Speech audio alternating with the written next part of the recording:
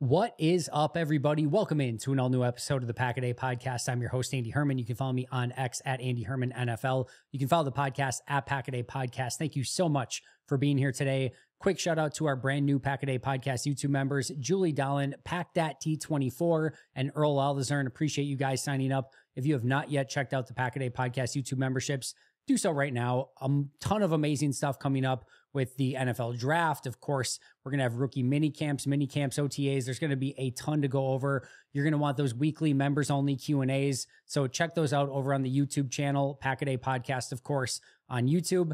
If not, just subscribe, like, comment, do all those great things that you guys are so great at doing every single day. And trust me, it does not go unnoticed. A couple other quick shout outs really quick. I want to do a huge thank you and just reminder.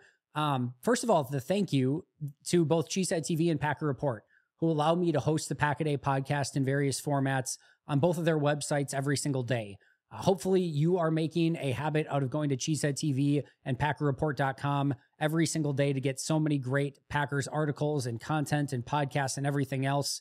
Right now, Cheesehead TV has two great articles on two draft prospects at linebacker that you're going to want to check out. One on Edgerrin Cooper, one on Junior Colson, two linebackers that could be easily in play for Green Bay. So check those out again over on CheeseheadTV.com and PackerReport.com. Dyer Carragher went beast mode. He went all in, did an unbelievable job reviewing the tape of Jeff Hafley's defense, as well as what Xavier McKinney did in New York, and basically how this beautiful marriage of Hafley's defense and McKinney's safety play is going to be able to blend together to create this beautiful football, I don't know what you want to call it, but just this amazing combination in Green Bay.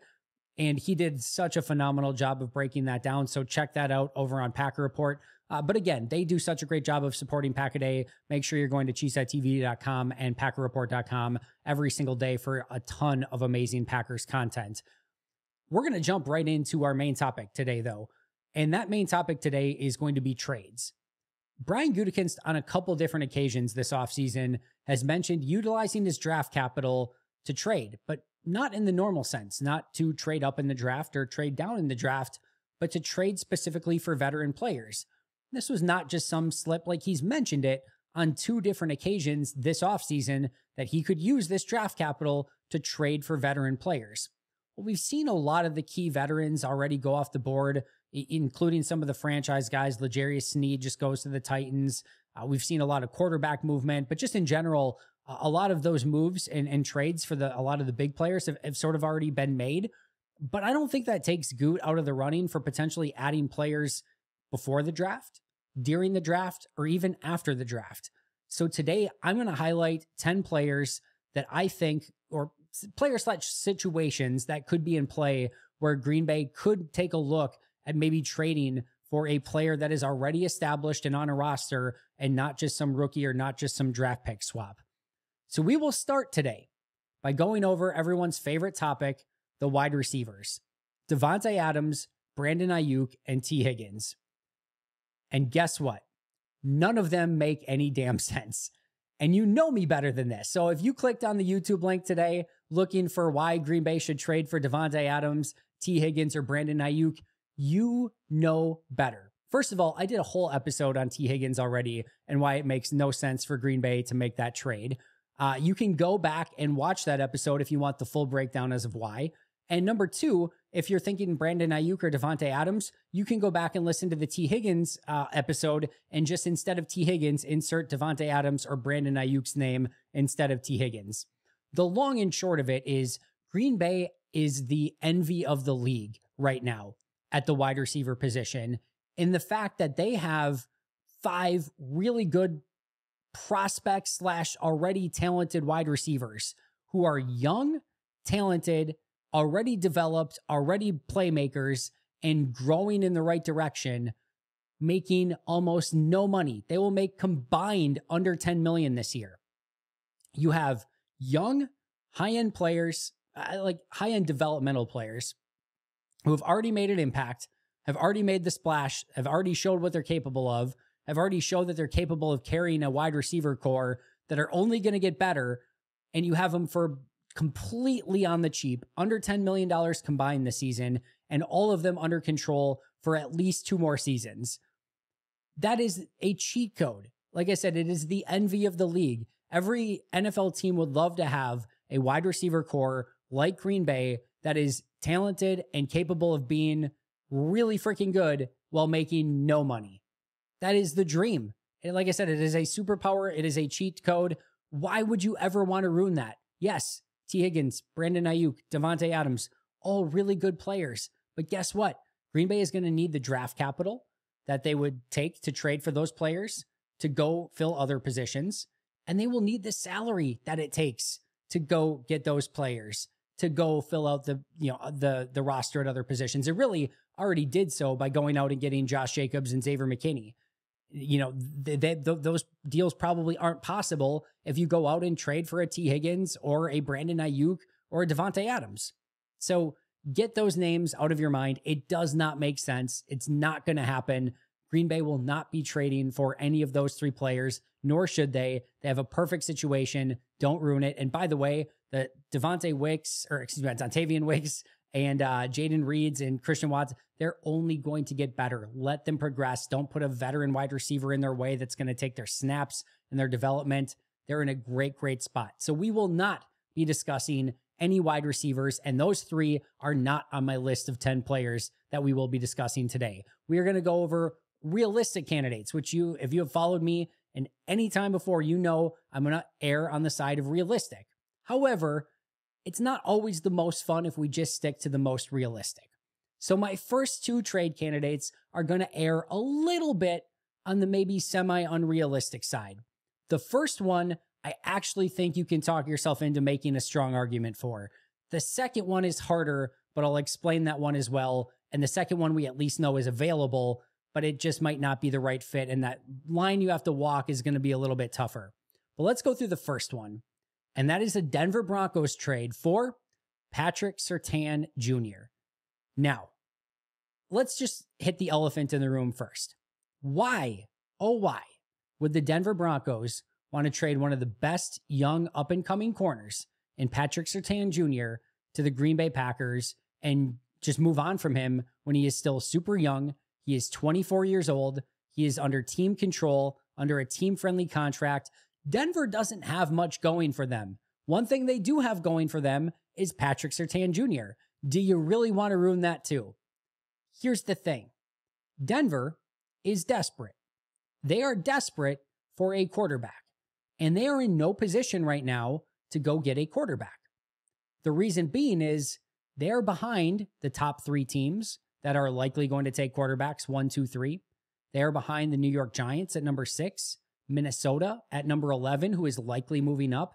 They don't have a great avenue to move up, and they are paying a ton of money to Russell Wilson to not be on the team. They don't have a great avenue to go get a quarterback. You know what avenue would give them, or what options would give them an avenue to maybe go get one? More first-round draft capital. And if they could potentially move Patrick Surtain to Green Bay, maybe picking up a first-round pick in the process, which could potentially allow them to move up and maybe go get one of those young quarterbacks, it has to be something that Denver at least considers. But we have to look at it from both sides. Let's look at it from Green Bay's side next. First of all, he has a $3.5 million salary this year.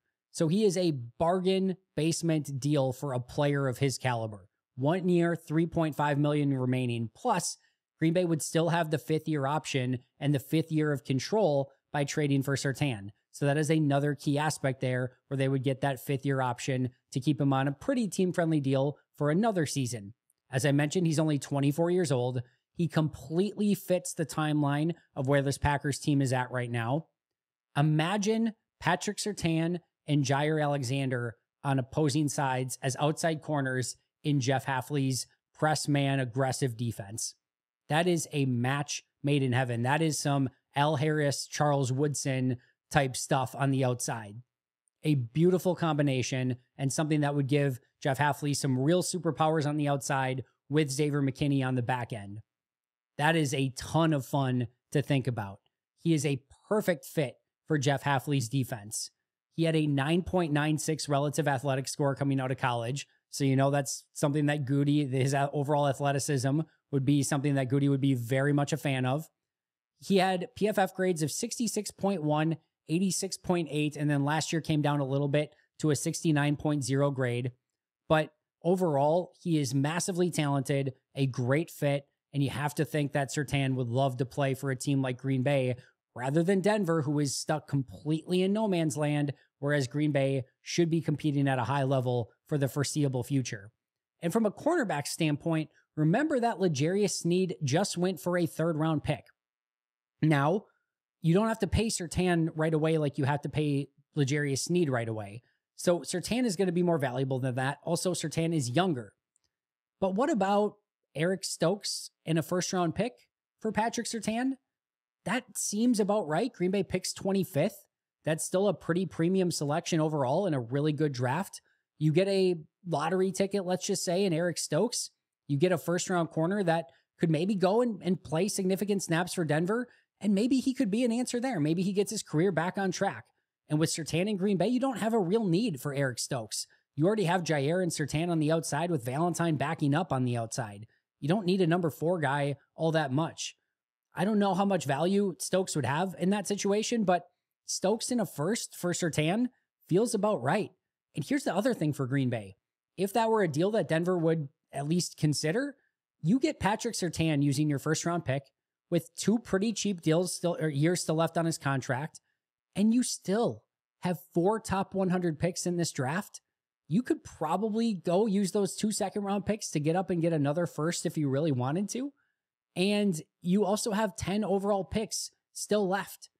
And you have a core roster that's now built and a big-time player added to your defense. Sometimes you have to realize, hey, you just hit a home run in the draft in 2023. Are you going to be able to do it again in 2024? Maybe this gives you something where, hey, even if we still have 10 lottery tickets with 10 draft picks left, in 2024, you still get a guaranteed situation with Patrick Surtain knowing what you're going to get by utilizing that first round pick. And usually when you're doing something like that, you have to give that immediate huge contract. With Surtain, you don't. You have 2 years of team control on pretty team-friendly deals. So I kind of actually think that this is one, well, probably on the unrealistic side. I wouldn't go buy a Patrick Surtain Green Bay Packer jersey anytime soon, but I could easily talk myself into this actually somewhat being realistic. And the reasons are everything that we just stated. Green Bay gets a perfect fit in their defense. Young, fits the timeline, super athletic, perfect fit with Jair Alexander, and somebody that is going to help them compete right now. Denver's not in that position, and now they have 2 first-round picks that they could potentially go and trade up, or at least gives them probably the assurance that they're going to at least get a Bo Nix or a Michael Penix in round 1 if they really need to. I just think that it actually does make some sense. And corners are on the trade market getting a little bit devalued. So even though he's a really good player for Denver, again, they're in no situation right now with Surtain to even compete. So get the young, get the draft pick, help yourself get a quarterback, get yourself back on a timeline. You'll be able to find a corner later. You need to go get cap friendly as well. Maybe giving him that huge contract in a couple of years doesn't make sense for Denver anyway. Like I said, I actually can talk myself into this one and actually really, really like it for Green Bay. So first round pick in Eric Stokes for Patrick Surtain. Gutey, get the job done. I am all in on that deal. And like I said, still 4 top 100 picks still remaining to go fill out the remainder of your roster where you need it. Like I said, I'm in on that one. Number 2 is tougher to thread the needle as to exactly how this one would work. And that's Hassan Reddick, the edge rusher for the Philadelphia Eagles. The really hard part here, the easy part is that we know he's available, right? Philly is trying to get off of his deal. They want to trade him. He will likely be on another team this year. The hard part is that he's on a 1-year, $16 million deal. Now, if you're Green Bay and you're going to do this trade, the first thing that you probably look at is, hey, Philly, we're going to need you to pick up more of that tab, which is hard for Philly because they're already going to have a pretty exorbitant tab from all the void years that they already built into his contract. But if I'm Green Bay, I probably want that closer to 8 to 10 million on a 1-year deal rather than 16. The other hard part of threading this needle is the reason Reddick and Philly are probably in this situation is because Reddick probably wants some longer-term deal and a longer-term guarantee, and that makes this deal hard because Green Bay already has that deal for Rashawn Gary in place. They've got a first-round pick in LVN. You know Preston Smith's going to be around this year. So adding another big-time edge rusher contract makes it difficult to do for a variety of different reasons. That said, he would be a perfect pass rusher in Jeff Hafley's defense. He adds a key ingredient as a speed rusher that Green Bay does not have. He has 34 sacks per PFF over the last 2 seasons and 155 pressures over that time. An 84.6 and a 73.0 grade over the past 2 seasons. And how I would look at this is that in 2024, you kind of put Enigbare out of the equation. You would I would probably, look at bringing him in and then signing him to like a 2-year deal, one where his contract is cheaper this year, and then you give him another year next year, and then probably add like a void year after that to make it work for Green Bay. But how that works is in 2024, you've got Preston, Rashawn Gary, Hassan Reddick, and LVN as your group up front, which is really, really fun. And then next year, you probably have to move on from Preston Smith at that time. But then you have Rashawn Gary, Hassan Reddick, LVN, and Kingsley Enigbare back. So you kind of got that 4-headed edge rush in 2024 and in 2025. You'd have to work out that 2-year deal with Reddick. Again, it's probably tough with the contract that he's on, but I think you probably get him for a day 3 pick, and adding a player who has 155 total pressures in the last 2 seasons for a day 3 pick, that's a perfect fit for the defense, that adds something that they don't have right now. That doesn't come along every day. So from a contract standpoint, I think he's almost 30 years old, or is about to be 30 years old. It doesn't perfectly fit and align with where Green Bay's at right now. But also you have to look at like day 3 selection. You can probably get his contract a little bit cheaper. I don't hate it. Hard to walk the line, hard to figure out the avenue to make it work. But I think it's at least worth a conversation and a phone call, if nothing else.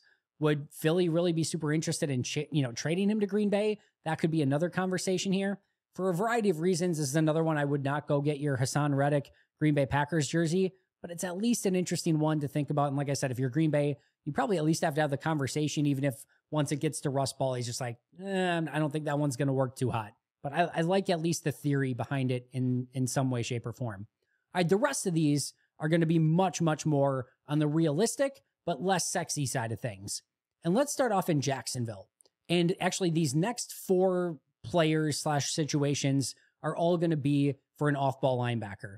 Green Bay needs another off-ball linebacker, whether it's via the draft or via a trade. There's nothing really left in free agency, but they could use some help there. So let's see how we could get Green Bay some help specifically through a trade. And let's start in Jacksonville. Jacksonville right now has 4 off-ball linebackers that they have some pretty significant resources in. Devin Lloyd, their former first-round pick, Foyesay Oluokun, who they gave a very big contract to, Chad Muma, who was a 3rd-round pick a couple seasons ago, and Ventrell Miller, who was a 4th-round pick just last year. That's a lot of capital to put and resources to put in one off-ball linebacker position. Now, Devin Lloyd would be the dream situation here, but he's 25 years old, had a 78.1 PFF grade a season ago, a 90.3 run defense grade, and Jacksonville probably isn't super excited to trade him. So he's probably the one that's staying. Oluokun is a really interesting one. He had a 75.2 grade last year. He's 29 years old, had a 70.2 run defense grade, a 73.4 tackling grade. But the issue here is he would have 1 year, $15 million left on his contract. Green Bay's not interested in that. They wouldn't be interested in that for Hassan Reddick, we just talked about. That's a tough line for them to take on Reddick. They're certainly not doing it for Foyesay Oluokun. No offense to Foyesay Oluokun. He's a good player. He really, really is. But Jacksonville would have to eat a ton of that contract, and that probably makes that really, really difficult. I don't think Ventrell Miller's probably in the conversation. 4th-round pick last year. A decent resource for Jacksonville that they put in, but Green Bay's probably not interested. But Chad Muma is a little bit more of an interesting conversation. Now, he's only had 465 career snaps, and his PFF grades 54.9 and 38.1 last year, where he struggled with everything. Run defense, tackling, pass defense. It was not pretty in just under 200 snaps. But he's 25 years old in August. He's only got 2 years, $2.6 million left on his deal, was a 9.78 relative athletic score guy, and was somebody that coming out of college, a lot of people, myself included, thought very highly of coming out of that class and thought he was going to be someone that was going to come in and provide immediate, just like an immediate impact from the linebacker position. And I would argue that overall, he's a pretty untested player at the NFL level, in large part because Devin Lloyd and Foyesé Oluokun have gotten all those snaps in Jacksonville. This is a pretty low risk, probably 5th, 6th round, or maybe like a pick swap in 2024 to go get someone like Chad Muma. And he would come in and, as of right now, immediately be Green Bay's number 3 linebacker at least, with a much higher upside than Isaiah McDuffie, and somebody that could come in and compete for playing time. And if not, he also has some special teams ability. So this is somebody that you have an untested, low risk, high reward, and Jacksonville doesn't really have an avenue for him on their roster anyway. And if they trade him away, they still have Lloyd, Oluokun, and Ventrell Miller at their disposal, and they probably don't lose much sleep over it.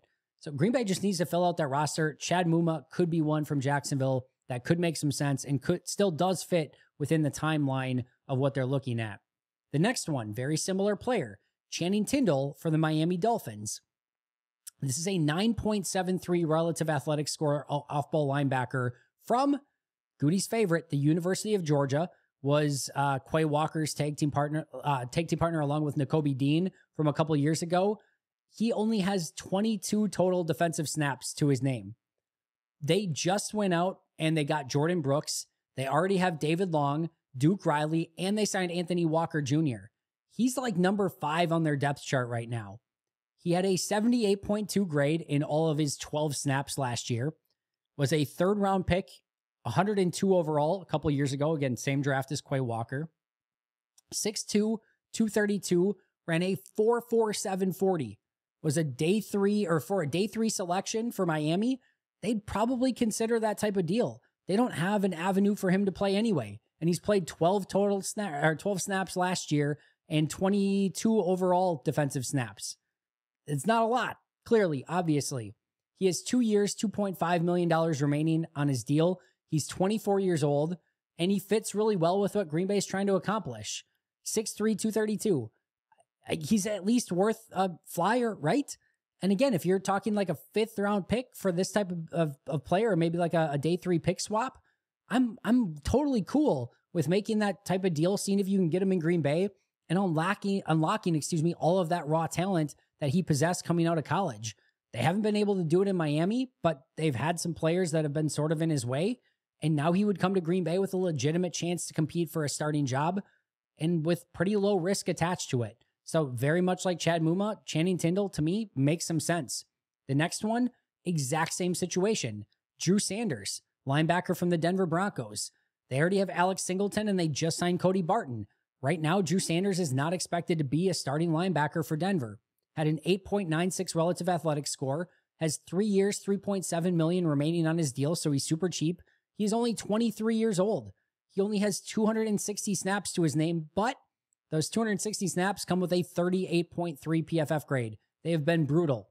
But he's 6'4", 233, 3rd round pick, 68th overall. For, again, a 6th round pick here, 5th round pick, or some pick swap, again, Denver could use the assets. This is a buy low, has some upside, freak athlete, put him in there, see what he can do. You don't have many other options. You're probably going to grab a couple guys via the draft anyway, but one of these guys, Drew Sanders, Channing Tindall, Chad Muma, probably are better than what you're going to have as options in the 5th, 6th round in this draft in what's considered a weaker linebacker class. Now, you might need to be aggressive and grab someone in the 1st, 2nd, or 3rd round at linebacker anyway, but for a late day 3 pick, getting one of these players who was highly thought of just a couple years ago and bringing them in and seeing if a change of scenery does them a lot of help, I'm totally for that. And I think either, again, Muma, Channing Tindall, or Drew Sanders should be on Green Bay's radar as a day 3 option if Green Bay maybe falls through and doesn't have the results that they want at the linebacker position as they sort of go through the draft. And one more option here that's better, but is also in a similar situation, is Jamin Davis, the linebacker for the Commanders. Now, he was a former 1st round pick. He's still only 25 years old. He hasn't quite lived up to expectations, but he's been a solid starter. Had a 46.8 grade 2 years ago, 62.9 the year before that, and then last year was a 67.6 grade, and he's been better year over year. Now, Washington, however, just went out this offseason and signed Frankie Louvu and Bobby Wagner. So Jamin Davis, they just gave big contracts to both those guys. Jamin Davis immediately moves to the number 3 linebacker role in Washington. He would be right next to Quay Walker as though like a tag team duo in Green Bay as a starter. So Green Bay probably has more value on him than Washington does right now after their 2 free agent signings. 6'4", 234, 9.94 relative athletic score. He was a freak athlete, a 4.48 40-yard dash. He has 1 year, $2.5 million remaining, and a 5th-year option if Green Bay wanted to pick it up. Like I said, would be a day 1 starter next to Quay Walker. Probably costs, my guess would be it's like similar to the Rasul Douglas trade where you might have to give up that pick that you got for Rasul, that 3rd round pick, but you probably get something like a 5th or 6th round pick in return, probably some sort of pick swap and get Jamin Davis. To me, that's a pretty significant upgrade. And if you could get him for something like that, that's another trade where I'd be very interested in if I were Green Bay. All right, let's move away from off-ball linebacker and let's move to some offensive line depth. Another player that Green Bay could consider, this would be after the draft. This player needs to be traded post June 1st based on his contract, is Joseph Noteboom from the LA Rams. Now, the great thing about Noteboom is that he has starting experience and NFL experience at left tackle, left guard, and right tackle. So he has 4 position versatility and again has started in the NFL. He would have 1 year, $6.6 million left on his deal. Probably a little bit higher than what you want for a primary depth piece, but he would be the number 1 guy off your bench and maybe could even push someone like a Sean Ryan or a Rasheed Walker for starting time, at least in theory, even if your hope would be that Sean Ryan and Rasheed Walker would easily beat him out. If you get through the draft and it doesn't go your way on the offensive line, maybe they get a 5th and a 6th round pick, but they just didn't get the early picks and they don't have the depth. Adding a Joseph Noteboom who could come in and give you starting snaps without having to be super concerned about it would be a pretty big get for Green Bay. And about a 1 year, $6.6 million deal, while maybe being slightly above a going rate for a top backup, isn't that far off.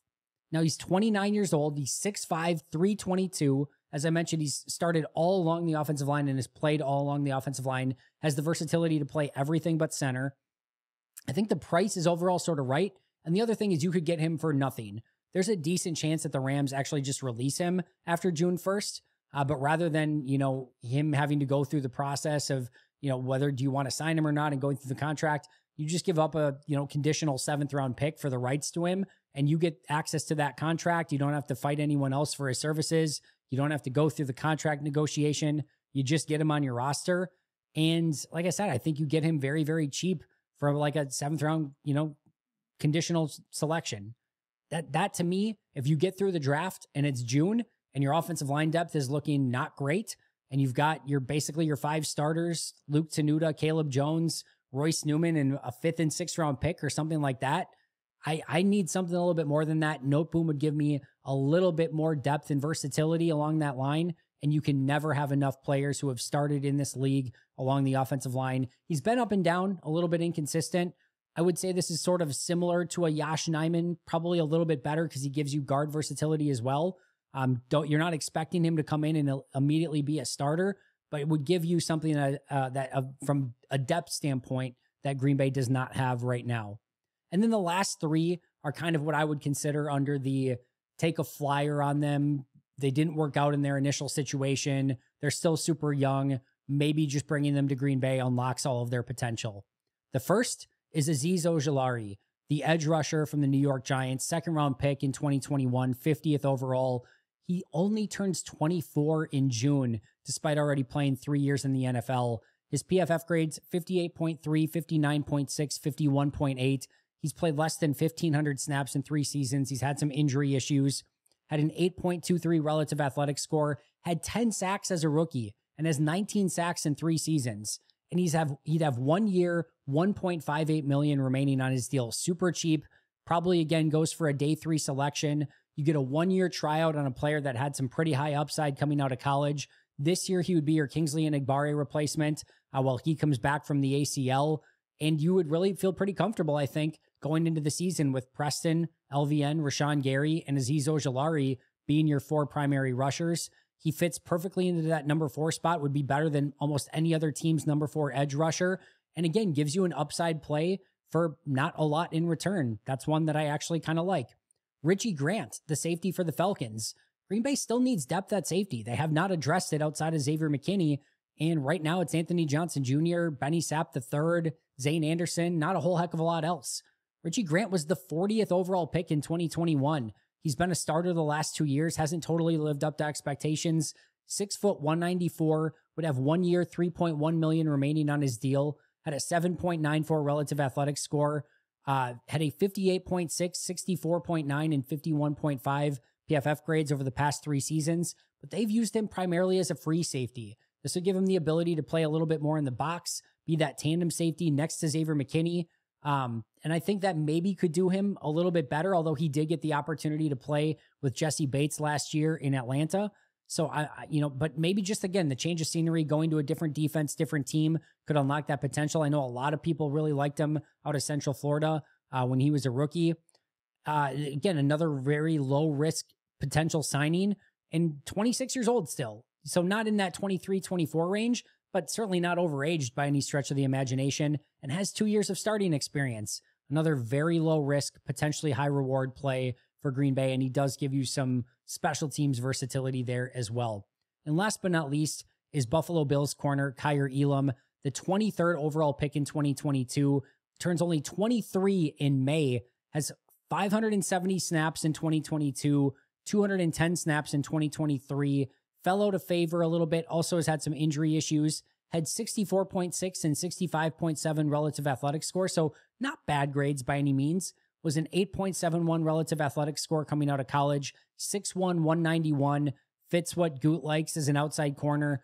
2 years, $4.5 million remaining on his deal, plus a 5th-year option.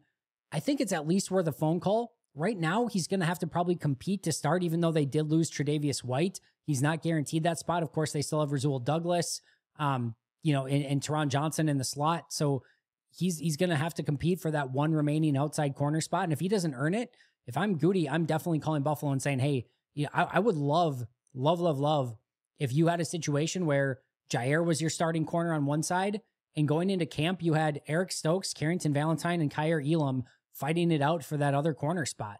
Like, I'm all in on that. Let them compete. Let the best man win. And if it's Elam, awesome. If it's Stokes, great. If it's Valentine, great. But hopefully one of those guys rises up to the challenge and can really become the legit starter across from Jair Alexander. This, again, would be another potentially low-risk, high-reward play for Green Bay.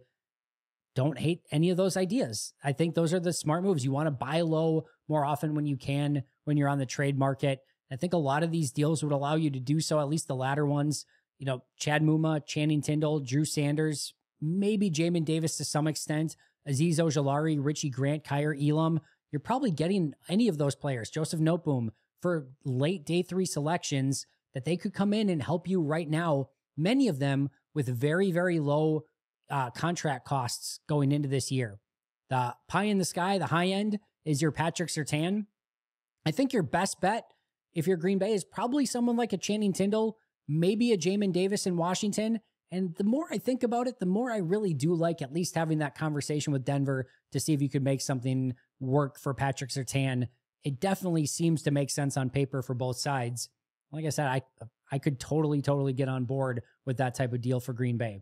I want to hear your thoughts. Of those 10 players, which one would you most like to see Gutey make a move for? If your answer is T. Higgins or Brandon Ayuk or Davante Adams, I don't know what to tell you. You're probably in the wrong podcast. I'm just kidding. Don't go anywhere. But it's not the right move. I promise you, it's not the right move. But which one of those 10 are most likely, or would you like to see the most? Or do you have another option? Is there a trade option out there? Man, I went through every sort of rumor mill and went through every depth chart to see a player. But hey, if you have one, I'd love to hear it. I even thought, by the way, of Zach Wilson for the Jets. I'm not going to get into all of it. Zach Wilson has a huge guarantee. There's like $5 or $6 million guaranteed contract if you trade for him. That is not happening for any team. They're going to have to just cut him. There's no way any team is giving up anything to give him a guaranteed $5-6 million deal this year. Just not happening. But I thought it was going to be no guarantee. And I'm like, if you get him and you get him for a conditional 7th, sure, why not? Do it. See if he can make it as a number 3 quarterback, or maybe even compete at number 2. And if not, you cut him and you trade nothing in return because he didn't make the roster. But the guarantee completely makes that a moot point. So who would you like to see? If there are any other trades that I did not think of, let me know. And maybe I can cover them on a future episode if they do, in fact, make some sense. So I'd love to hear from you. That is going to do it for me today, though. Thank you so much for being a part of the Pack-A-Day podcast. And thank you so much for joining me today. Shout out to our Hall of Fame and All-Pro members, Most Hated Minnesotan, PJ Wayne, John Wild, Shea Dad, Brandon Paletta, Jennifer Wright, Boom Handle, Donald Lee, Lori Lord, Baby QB, David McCluskey, Donald Decker, Bremen, David Prendergast, and Dan Miller. I will see you guys soon, but until next time, and as always, go Pack Go.